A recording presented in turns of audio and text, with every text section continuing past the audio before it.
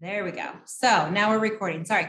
So over the next couple of weeks, I thought it would be good to kind of resume our virtual parent meetings and our town halls, because I'm sure there's a lot of questions. I'm sure there's a lot of wonderings what the school is going to look like this year and how it'll be different or the same as before. So I wanted to be able to provide as much information as I can, knowing that things continue to change, not as much at a district level, but beyond us sometimes. And so I am going to start with a little bit of information tonight based on what we know today, August 26th at 6:00 p.m. So, you know, things always can change, but I will always do my best to keep you all updated. If you can indulge me, I hope the screen is sharing and you can see that as well. Our presentation tonight, I'm hoping to try to keep to 30 minutes. I'm a fast talker and I want to honor your time, but I don't want to short our time if you have more questions or if I've overestimated how much time it's going to take me to share the little bit of information I have. What I am going to do is, as I am sharing tonight, I'm going to share a little bit about the changes that have taken place in response over the last couple of months of things that are happening around the state and how that might impact our school year as we progress through tonight. If you're familiar with Zoom and you know how to submit questions in the chat, you are welcome to do that. What I'm going to do is I'm going to present some information tonight, and then at the very last, I'm going to provide you with the opportunity to ask me questions.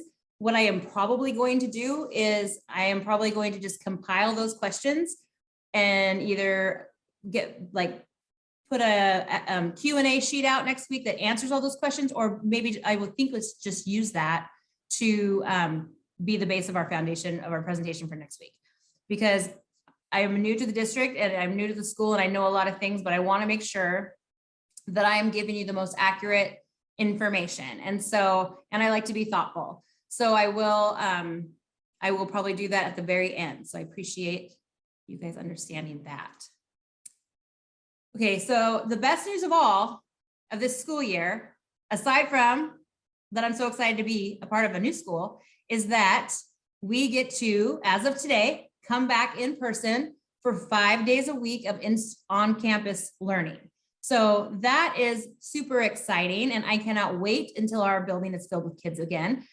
We don't have to, because of some of the safety protocols that have gone away, and because we are able to meet some of the safety recommendations this year that the state has provided, we are able to have all students on campus as of today, 5 days a week, and we're super excited about that. In fact, that's probably the best news ever for everybody. You can tell it's been a long time since I've gotten to see kids in a building, and because every student who's come in to register this week, I have probably really enthusiastically greeted, and they have been wondering if their new principal might be just a little bit bonkers, because I've been so excited to see them. And so that's the most exciting thing.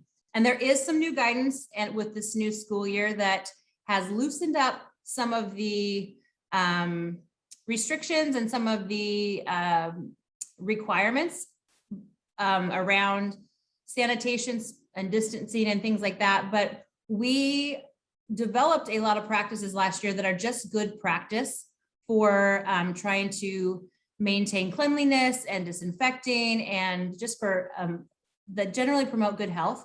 So I'm going to share with you some of the health and safety protocols that we have in place for this new school year. And I want you to know that while I take the health and safety of everyone at our school super seriously, and I know that I'm ultimately responsible for that, I am really working with our staff to try to create a plan that allows us to have the most robust school experience possible while maintaining safety. And so tonight I'll go over the health and safety protocols. I showed just a little bit of basic information about the beginning of the school year. Again, if you have a question during our presentation, you can put it in the chat because it's going to record all those for me. I also will send this out afterwards with my email. And if you have a specific question about like either your student or something that maybe you don't want to ask on the meeting tonight, you're welcome to email or call me at the school and ask me those questions as well. Okay, so As we stated before, our students will be able to learn on site this year with their teacher and their classmates 5 days a week. And we are like, I think I'm just going to say that 100 times tonight. Can I get some shout outs out there? Because I am so excited. And what's been really awesome for me as a building leader and as a district leader who has worked in other places, what I can tell you, I hear clearly from the district is just their commitment to trying to keep our students on campus, doing everything they can to keep our students on campus 5 days a week. So shout out to them for really working with us on trying to make that happen. I'm new to Silver Falls, so I'm including some information that I didn't know that I think if you're new to Silver Falls, or just as a good reminder, we do have 11 early release dates throughout the school year. And they occur about twice a month on Mondays, except for like if there's a shorter month, there won't be 2. And you can find the specific early release dates on the district calendar on our website. I can also send that out if that's preferred. In fact, if you want to put that in the chat that you'd like me to include that calendar, I can send that out. And I will do my best. I have put it on my calendar to send reminders out to parents before the weekend of the early release time, so that it's just a good reminder that the following Monday would be an early release and students would get out early. Last spring, I know that you all know that it was announced that there would be a few changes to our start and end times across the district, not just at Silver Crest, but there's just been a little bit of a reconfiguration of our transportation and of just some bell schedules and some schedules to try to promote student wellness, to try to really make our system as efficient as possible. And so this school year, our classes will begin at 8 a.m. Like class will start at 8 at Silver Crest, and students will be dismissed at 2:30. And I know this is slightly different than last school year. And on our early release days, we will be dismissed 2 hours early at 12:30 p.m. So, and I'll have more information about like bus stops and how that impacts what time a student catches and gets dropped off in the bus in just a second. So as I said, I do take health and safety seriously, and I want to make sure I take some time tonight to talk about that. And what I had so appreciated in my district last year is that how closely we were able to partner with our families and keeping everyone healthy and safe. And it does take all of us to do that. And I know that all of us have the ultimate goal of having students on campus 5 days a week. And by really trying to kind of adhere to some of the health and safety practices and promote and what do they call that? Recommendations. We can kind of like this, my brain went out the door. We can definitely, I think, help maintain health and keep our kids at school, which is, I know, what we all want. So there are several practices that we adopted as a school last year to help minimize the spread of germs, and that we will adopt this year as we begin the school year. As one of those is wearing masks. And so, as you know, it's because on August 11th, Governor Brown announced the K-12 mask rule. And that's that all students, staff, visitors, and volunteers at any public school must wear a mask when entering the school. So if you're coming in to sign your student out, if you walk them to their classroom, anytime you're going to go into the building, everyone needs to be wearing a mask. We will have adult and student masks available at the office for anyone who needs one or forgets one.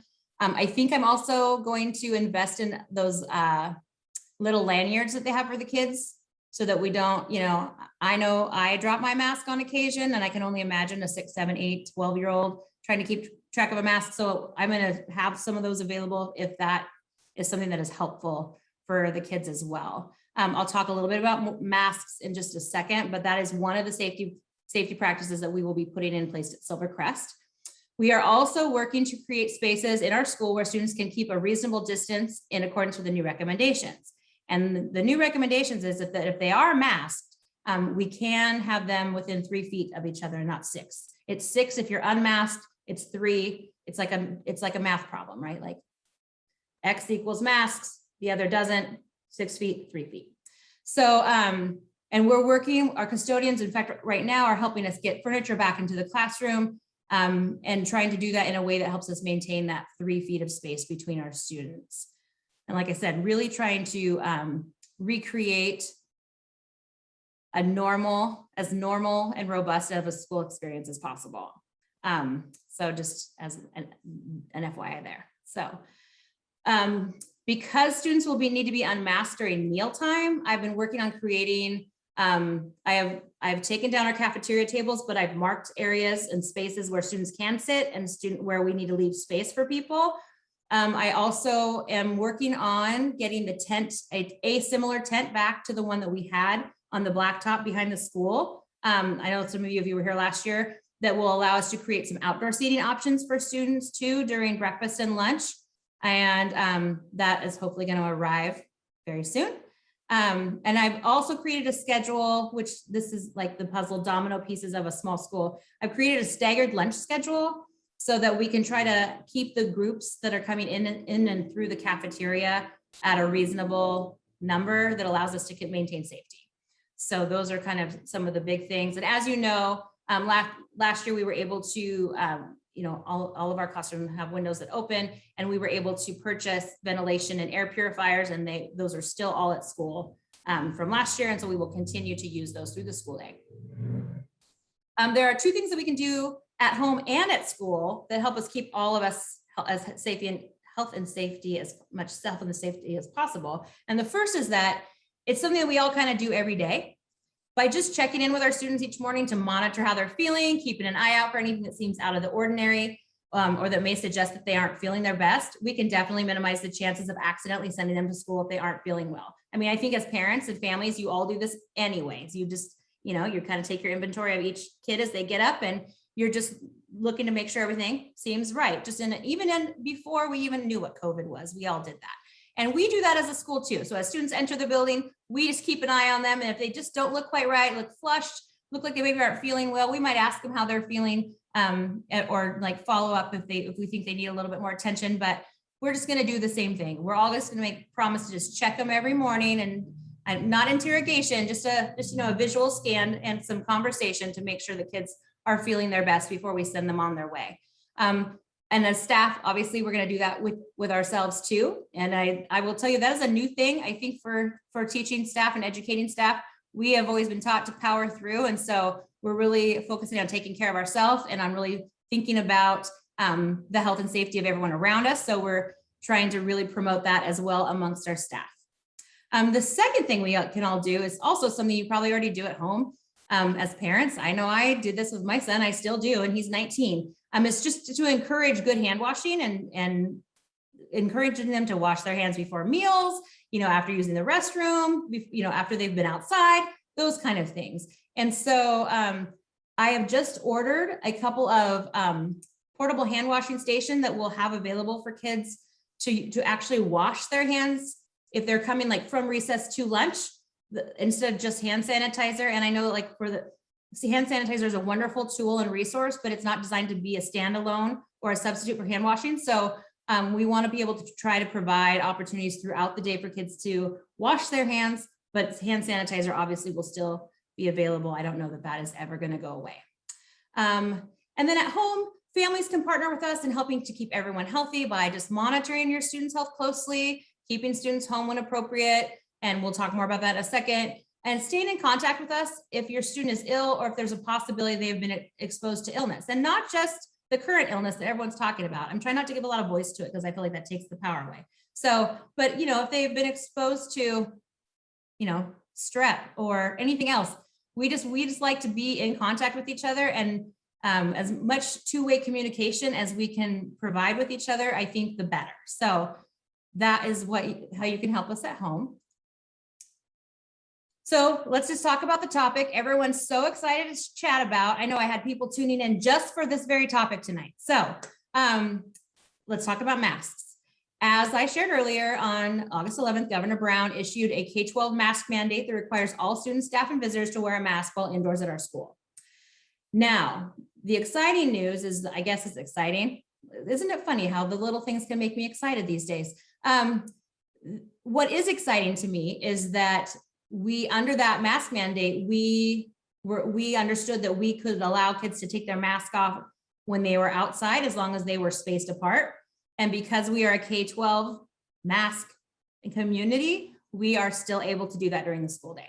And so we are really going to be creating opportunities. That's like that staggered recess that I talked to you about, and that staggered lunch.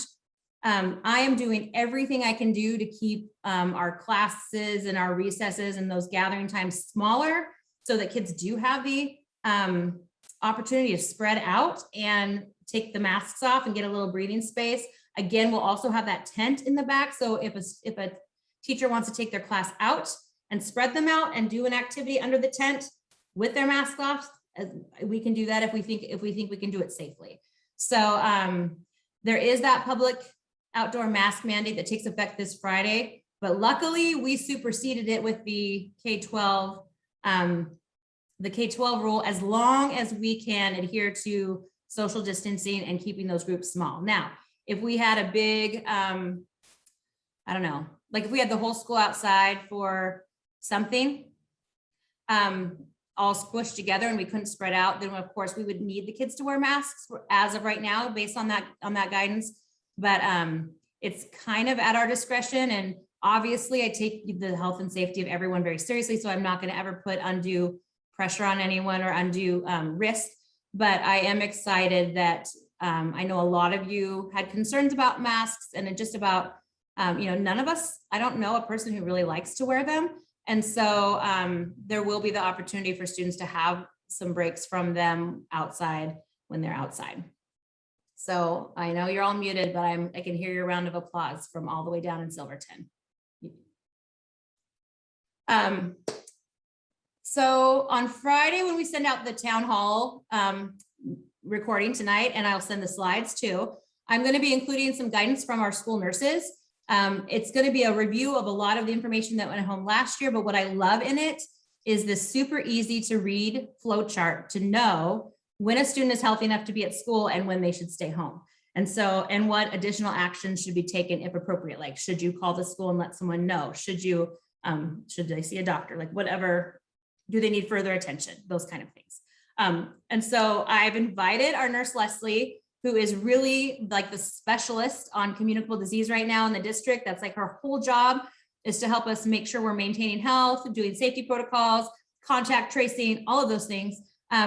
She's a busy lady, and she's been invited to every town hall for every school. So she's going to join us, not on our next one, but the one following, right? The week that school starts. And none of us are going to send our kids to school sick on the first day. So it'll be okay. And so on September 8th, she's going to join us, and she'll give us a little more information about the guidelines. But I also wanted her here to be able to answer any questions that you all might have, because she's obviously more the expert than I am on those decision-making rules. And so she will be here then, and I'm just super happy to be able to have her here to help us. So, okay, now that we've got that to the side, the good stuff is, what will the school day look like? Like I said, we're working on making it as normal as possible. We did develop a really great system last year for drop off and pickup. So we're kind of, even without whatever's going on in the world, it just was a smooth operations. Mr. Rice had it like all ironed out. So I don't want to ruin a good thing. So if the kids who arrive on the bus, now that this is going to be a little bit different because we're starting at 8, the buses are going to arrive a little bit earlier. And I've been told the bus schedules aren't out yet. On September 1st, they're supposed to be published to the website. But I am told that if a student rides the bus, they'll arrive at Silver Crest between 7:30 and 7:40. I've asked them to kind of make it as close to the 7:40 time as possible, just because that allows the latest squeeze to get onto the bus. And of course, they're dropped off on that paved parking lot down by the gymnasium, and they will walk over to the covered or to the play area or to the gym if it's a rainy day. And what I am going to really encourage kids to do is that if they want breakfast, that they go and get that. There's plenty of time for them to eat, right? Like we're gonna have almost 20 to 30 minutes before school even starts.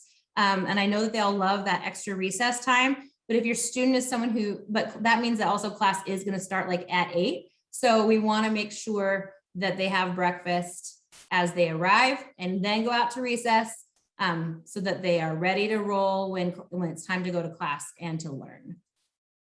Again, your guys' super smooth system of drop off was awesome last year. I got to watch it one day. So we're going to do that kind of the same way. I'm going to ask that if your student is being dropped off, that they be dropped off between 7:40 and 7:55. That just kind of gives us like a little wiggle room between when the bus comes and pulls out and leaves and when we start having people come in and drop kids in and skedaddle out the way to kind of keep the traffic flowing. We'll do our drop-offs the same way we did last year, having families arrive from Drake's Road on the north side of the building and entering in the gravel in front of the main office. And then obviously to keep kids safe and avoid them walking in between cars or in between traffic, I would ask that you wait until you get to the front of your line before you have your student exit the vehicle. Obviously you can give them the hug and kiss and tell them to have a great day and all the things like while you're waiting, but then once you get to that front spot, if they could just, they did a great job with this, littles and older kids last year. I watched it and it was incredible. And we'll have someone there at the gate, hopefully me as well, most days, greeting kids and welcome them to school. I will say just that I want to encourage everyone to have patience with each other in this process, especially in the drop-off line. I've seen some memes online about the drop-off line, and I just want us to be like offer grace and patience to each other as we're getting started, especially those first few days, and especially kids who maybe are just starting school, like our kinders and our youngest, as just to keep it working smooth and efficiently as the year goes on. We all want to still like each other and smile at each other. So I'm not sure if you knew this before, but it was news to me and I want to make sure I share it, is that as a reminder, all students in the Silver Falls School District are eligible to eat breakfast and lunch for free every day. So any student who wants to do hot lunch and who wants to eat breakfast is welcome to do that. So like I talked about, as they come in the morning, any student who wants to get some breakfast is welcome to do that. And like I said, we have spaces set up in the cafeteria for students to eat their breakfast, and I'm trying to set up some indoor outdoor spaces as well. I am bringing the tent back. I talked about that, and it should be here within the first week. And that, like I said, it's really going to come in handy during these meal times, but also if it's for other activities and throughout the day. So like I shared tonight, as I left school and came down to my house tonight, our custodians were working to get the classroom set up, and they've been bringing the furniture back in that had to be removed from before. And I'm sure teachers are going to be very excited about that. And we're just really going to be working to come up with seating strategies that allow the students to work together in the classroom while maintaining those 3 feet of space between each other. Again, it's going to be just the opposite for dismissal. We're going to do, if you're going to pick up your student from school, we will dismiss at 2:30. So, just kind of you want to plan accordingly. And it worked. There was a pretty slick system last year when we dismissed students. The students who are being picked up, we have a staging area for them. And as we see you kind of pull up or pull into the gravel, we radio for your student. They come out and they're excused to your car. We make sure that it's eye contact, the right parent, the right student, and then send you on your way. And again, patience is always appreciated with each other.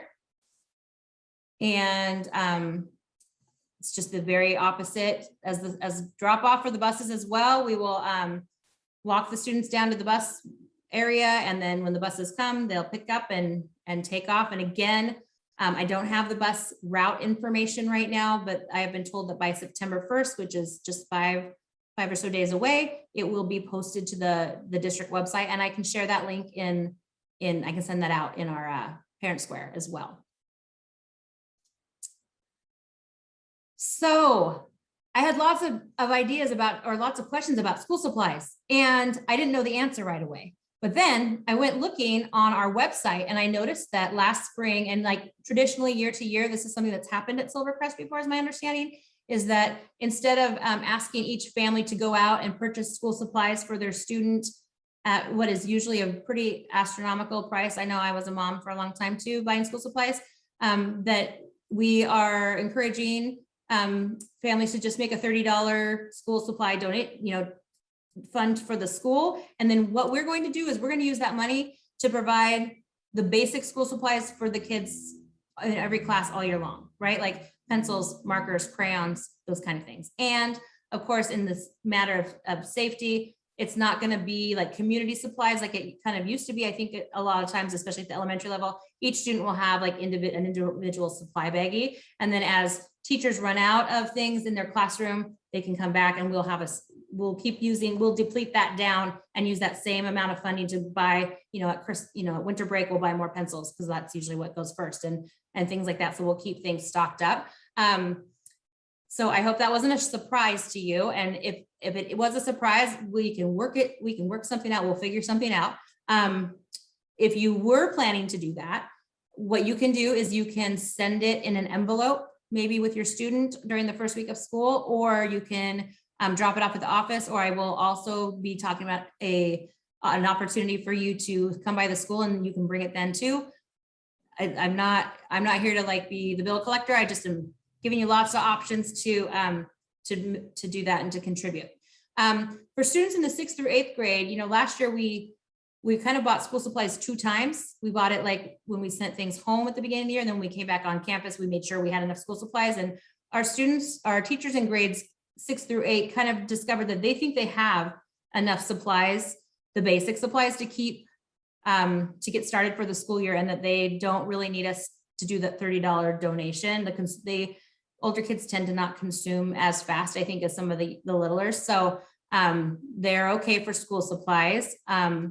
We would ask that just for all students, I guess this is a school supply, is that every student have a backpack that goes, or some kind of bag that goes back and forth between home and school every day, no matter whether they're in kindergarten or 8th grade.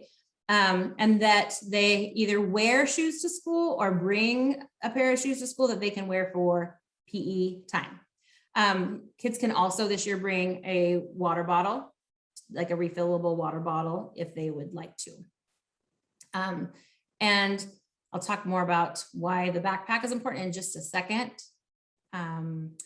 Students in grades 6 through 8, as far as is my understanding, wear PE uniforms.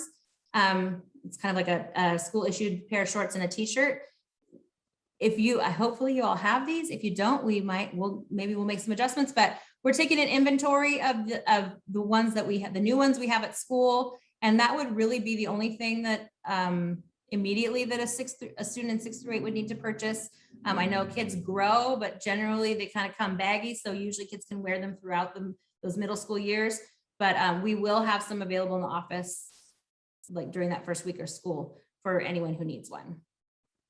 And, as a result of last year, there were some things that were terrible about last year, but one of the things that was great is that we've now gotten to the point as a district where we have adequate technology to be able to go one-to-one, and where each student can be assigned their own individual device that they can use at home or at school. And so we'll be working next week as a staff for developing some routines and processes to assign devices to kids, and how we see those going back and forth when needed. We're just really brainstorming ways to make this as smooth and effective as possible for students, and to allow students to access learning from home if needed. So it's not saying that they're going to have work to do on the computer every night, but I don't want to say but if we had to be home for a week, we would want to be able to have an opportunity to send a device home with students for them to access their learning. But that's not going to happen, right? Because we're going to stay on site. So fingers crossed on that. I just wanted to say that we are still having a few positions that are open at our school this year. We have some educational assistant positions that are open, and we're just really looking for the right people to join our staff and help serve our students. So if you are interested in that, you might want to either call me and ask me what's available, or Ms. Galvez, or look on the website, and we'd love to share more with you. It's kind of fun to be able to do that in your own community, like where your kids go to school if you're able. And so I'm happy. I can't wait to figure out who those new team members are going to be and help orient them to Silver Crest and bring them on our team. So just a couple of dates I wanted to keep you aware of is that this Saturday, well, first of all, yesterday, Wednesday, we had our first group of volunteers come up to Silver Crest to do beautification. And I am not joking. They got more done in 2 hours. I was amazed. Like the whole front of the school, they weeded it, they trimmed it back, they got all the bark chips, the bark dust down there, they swept the parking lot. It was like amazing. And they are planning to come back this Saturday, the 28th, from 9 to noon. And we'll kind of be moving to the inner courtyards of the school and the back portion of the school. And so if you would like, you and your family would like to participate, we can remain distance while we're doing our yard work. So you don't have to wear a mask to come and help us work outside unless you want to. But what I would suggest is if you wanted to come by and help us, whether it's for 30 minutes, an hour, the whole time, however much that works for you, you're welcome to. If I would bring gloves because I'm kind of extra that way. I would bring gloves. And if you have any tools that you like, a rake or a trimmer or something you wanted, like little pruners or something you wanted to bring, those little claws work really good too. Those are great. And I would encourage that. Or we had a couple of people bring wheelbarrows, but those aren't exactly easy to throw in the back of your car. But if you wanted to, that would be helpful. And then I would obviously bring water. We want you to stay hydrated. I can't have you guys going to the hospital from dehydration because you help beautify the school. So, but you're welcome. You're welcome to come and join for that. I am planning to bring my gardening clothes that day and help out as well. And then really exciting is we're going to do a back to school meet and greet. And I'm not sure exactly, I had the details all worked out. And then when the outdoor mask mandate came out this week, I was like, by golly, we are doing something at school. I want to meet all the families and all the kids and have us be able to be outside. So I'm working on a solution, a meet and greet. And so it's not going to be the traditional open house where you go to the classroom. It really is for us to get to celebrate that we all get to be back together at Silver Crest safely this school year. So there is some planning I have to do to keep that a very safe. I don't want anyone to get sick from our event.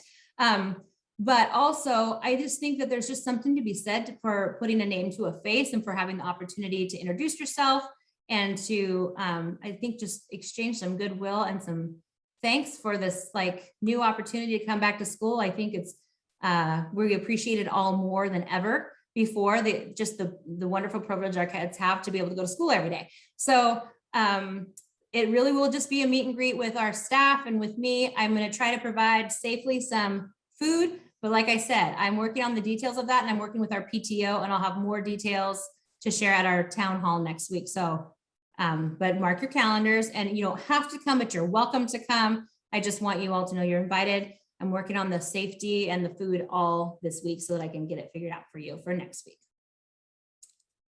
So I know I've just shared a lot of information with you and I'm like at 33 minutes. So there we go for me. And I know that I hope I didn't overwhelm you too much. So if you've submitted questions in the chat, that is amazing. If you would still like, I'm so excited that I can answer one of the questions that's already been submitted. I can answer that. Justin asked, where are the school supply list located on the website? So the good news is, Justin, you don't have to go school supply shopping if you don't want to. We are collecting $30 contributions from families and we will provide school supplies for the kids all year long, like pencils, markers, crayons, rulers, those kind of things, the things that are needed for the day-to-day. And we'll use that money to replenish those supplies throughout the school year. So you won't get like a notice in, December that we're out of tissue or that we don't have pencils or something like that. So, and I hope that works for you. Awesome. Thanks. He says, yes, perfect. So here's the next stage. I have my little paper and pen here. And if there are questions, I want to make sure that I give you the chance to ask them. Like I said, I don't know if I can answer them all tonight, but what I was planning to do was to record them all and either send out, if there's only like 2, or if I need to like send them out tomorrow, I can send them out tomorrow. Or if you have a whole bunch and you want me to, that was going to kind of be my outline for next week's virtual meeting. Like I was going to use them to come up with our agenda. So let me get just kind of up here on the screen. I don't know how familiar you all are with Zoom, but if you want to ask a question, there is like a little way you can like raise your hand. So you don't, because I know like at work for us, when we unmute, we tend to all unmute at the same time. If you all think you can do that and take turns, I'm you're welcome to do that. I'm open to suggestions, but I did want to provide you, you will have to unmute yourself, or you can put it in the chat, your questions. And if you don't have any right away, like if that wasn't information that like just blew your mind and you have a lot, that's okay too. But I wanted to make sure I provided that opportunity. So does anyone have any questions? I'm trying to pull it up big enough so I can see everyone's little screens. And if you don't know how to raise your little hand and you want to just unmute and ask your question, you're fine to do that too. I can probably stop sharing my screen. So you can just see all of our friends here tonight, all their names anyways. Shout out to Becky for being on screen with me. Katie, thank you. Anyone have any questions? Is there an ETA on when the bus schedules are released? Yes. Oh, another one I can answer. Yes. So I did hear from Heather at transportation that that they are supposed to be posted to the website on September 1st. One of the questions was, will the kids be able to wear shields in lieu of masks? And that is one of my big topics for next week that I'll be able to answer. It's kind of complicated. It's not like an easy yes or no, but the general rule of thumb is that kids have to wear an actual face covering that covers their nose and mouth. Like, and they don't recommend like the gaiter kind very much.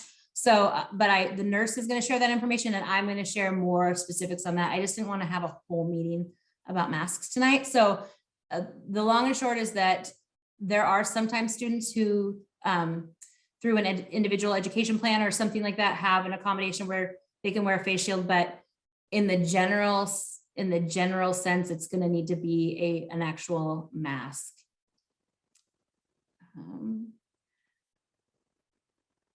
Are kids excused from school for Oktoberfest dancing? I think I need more information about this. Remember, I'm not from here, so I'm going to look into this, and I think I might also ask for some clarification. I'll ask my locals about that. Miss Danielle in the office is going to tell me. I think what you're asking is, are they excused? Like, is it an excused absence? Is that what you're asking me? I don't know. Okay, I'll find out a little bit more about this whole excused absence for dancing. But here's what I want to tell you. If our kids are out dancing somewhere, I want to see them dancing at school. Like, I think the exchange could be, maybe it could be excused if they can also like do an assembly for us and dance. Becky, are you going to help me figure this out? Yeah. Yeah. So my two kids are dancing there as well. There's 150 kids from Mount Angel and Silverton that dance two times each day during Oktoberfest. They dance at noon and they dance at 6. So I chose to have my kids dance at, so I chose to have my kids dance at 6 so I don't have to get them out of school.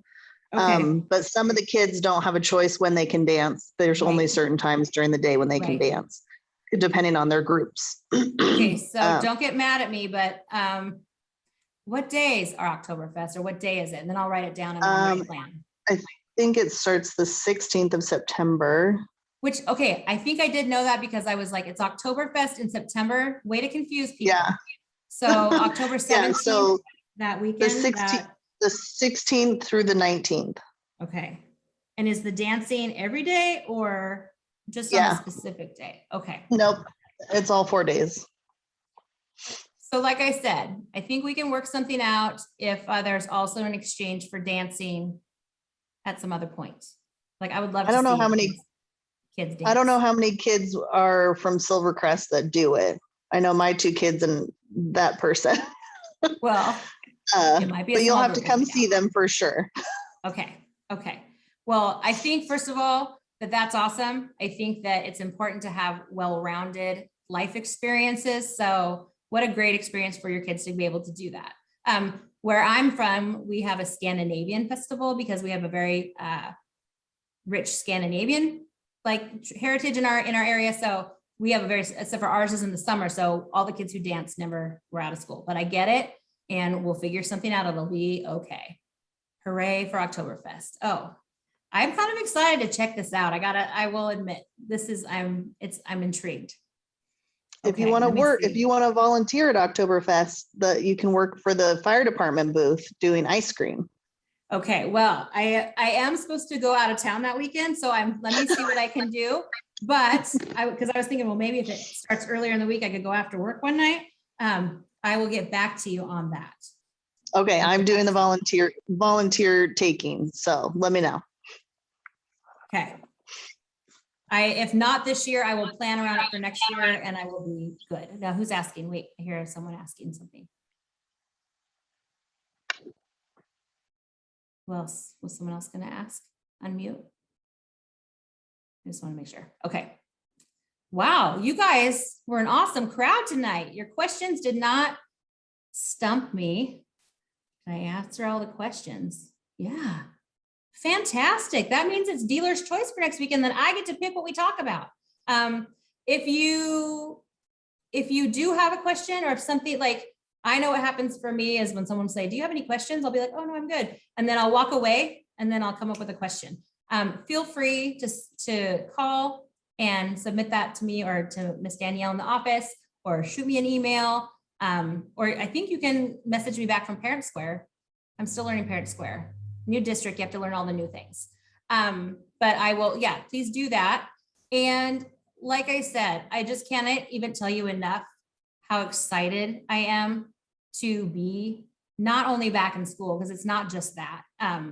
You know, I know a lot of you know, if you were here in the spring while I was interviewing, I made a pretty huge life change. I left the only home I've ever lived at for more years than I'm going to say on a Zoom, to come here. And I will tell you that it's because of what I learned about this district and specifically Silver Crest. Like, I wasn't going to leave home and kind of rearrange my life for just anybody, but I really felt like what I heard about your community and about your school made me super excited to be able to come and contribute and to try to be a part of it. So I can't wait. Like I said, I can't wait to meet your kids.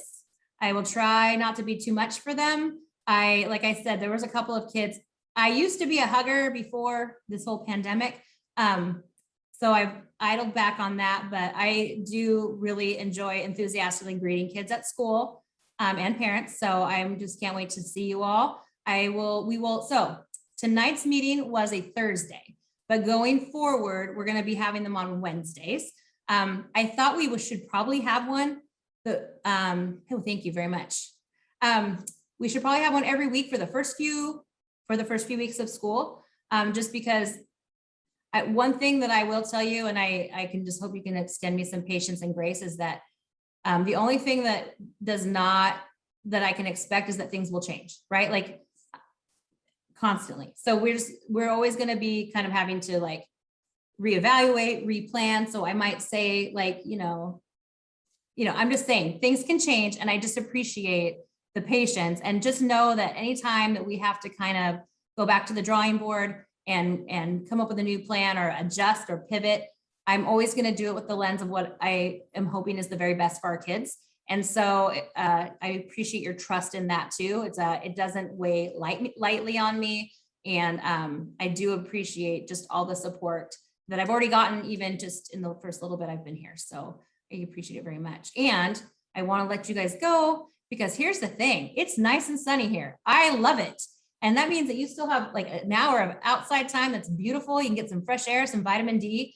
So I welcome you to go do that before it starts getting darker earlier. And I look forward to coming at you again next Wednesday at 6 o'clock here on Silver Crest TV. Okay. Okay. Awesome. Thank you all so much for coming. I really am glad you were on with me. Have a good night.